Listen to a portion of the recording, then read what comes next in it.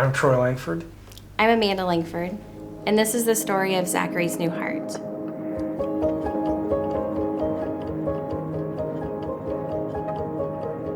So God has blessed us with three beautiful kids. Our firstborn, Michaela, our daughter, she passed away at 6 years of age, and then about 6.5 years later, we had Zach, and then 21 months after Zach, we had Xander. Shortly after moving to Iowa, our son Zachary was diagnosed with restricted cardiomyopathy. And after spending the night at a hospital in Des Moines and doing an echo showing the inside of his heart, we realized that Zachary was going to need a heart transplant. Zachary did well for the first couple of years, and then COVID hit and his symptoms progressively worsened. But we had to always remember that God had been faithful in the past and he was gonna be faithful now.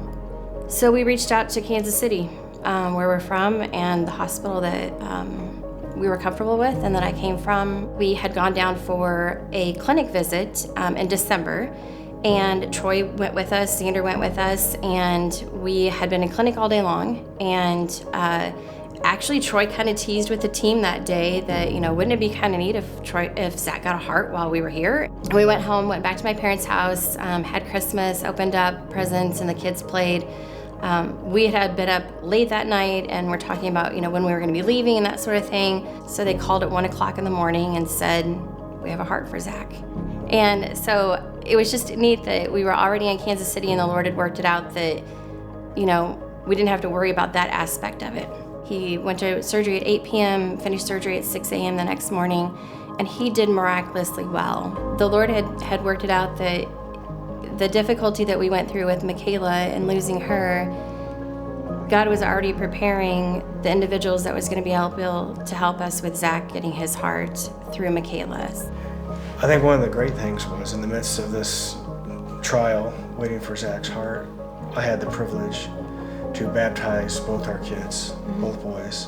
And Zach asked if he could do it before his transplant. Right, Zach wanted to do it before his transplant, and that was amazing. That was a great experience for me, not only as a father, but just also as to see two brothers being baptized. Pre-transplant, you're just always so worried that anytime your phone rings or you get a text or you hear Zach, yell mom, or Xander yell mom, that Zach's gonna be dead. And perhaps Zach's future wasn't gonna be to get a new heart. Thankfully it was. But I think just every day you had to think, maybe today was gonna be the day. Maybe it wasn't gonna be the day. And then now post, it's just, I don't know, sometimes I just look at him and I just think, gosh, I'm just so thankful that I don't have to worry anymore about him not getting a heart, because he has one. And then just so thankful to see what can he do and how awesome it's gonna be to see what all he does for God. Because this really is a second chance. A lot of people never get a second chance.